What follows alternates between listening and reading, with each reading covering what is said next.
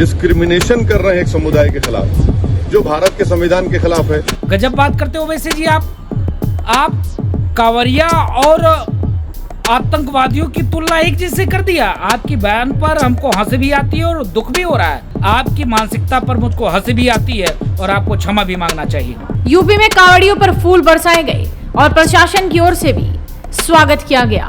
इसे देखकर ओवैसी ने सवाल खड़े कर दिए कि अगर कांवड़ियों के लिए ट्रैफिक को डाइवर्ट किया जा सकता है तो फिर नमाज से ही क्या दिक्कत है। उन्होंने तो यहाँ तक बोल दिया कि एक तरफ तो कांवड़ियों पर पुष्प वर्षा की जा रही है, दूसरी तरफ हमारे मकान तोड़े जा रहे हैं। कम से कम हमारे मकान न तोड़े जाएं।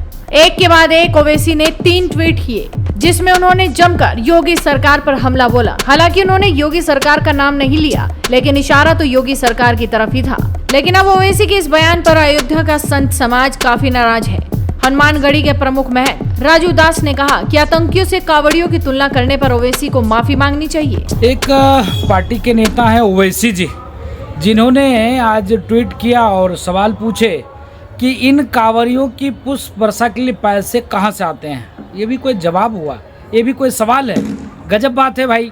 वहीं से पैसे आ रहे हैं जहाँ से मदरसों के लिए पैसे आते हैं, वहीं से आ रहे हैं जहाँ से तबलीगी जमात की व्यवस्था के लिए पैसे आ रहे हैं, वहीं से पैसे आ रहे हैं जहाँ पे मुफ्त में रोज़ा इफ्तारी होती थी, वहीं से पैसे आ रहे हैं।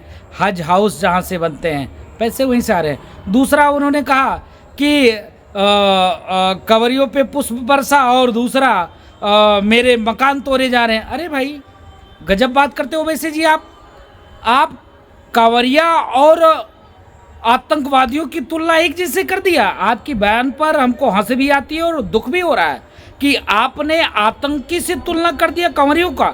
वो आतंकी जो बात बात पर पत्थर चलाते हैं, वो आतंकी जो बात बात पर इंशाअल्लाह भारत तेरे टुकड़े होंगे, वो आतंकी विचारधारा के लोग जो सरतन से जुदा की बात करते हैं, वो आतंकवादी विचारधारा के लोग जो पुलिस वाले को पत्थर मारते हैं, थाने को फूंकते हैं। बताइए जो AK-47 है, AK-47 लोग लिए हैं, उनके ऊपर पत्थरबाजी करते हैं। आप उनकी और कांवड़ियों की एक तुलना करते हो। बड़ी दुर्भाग्य की बात है ओवैसी जी कि आप एक राष्ट्रीय पार्टी बनाकर और एक राजनीतिक दल के विचारधारा के होने के बावजूद भी आपकी मानसिकता आतंकवादियों वाली मानसिकता है।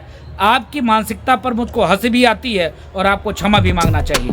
ऐसे में देखना ये होगा कि क्या ओवैसी अपने इस बयान के लिए माफी मांगते हैं, क्योंकि संत समाज तो उनकी माफी पर ही अड़ा हुआ है। तो आप भी इस वीडियो को ज्यादा से ज्यादा शेयर कीजिए और जुड़े रहिए हेडलाइंस इंडिया के साथ।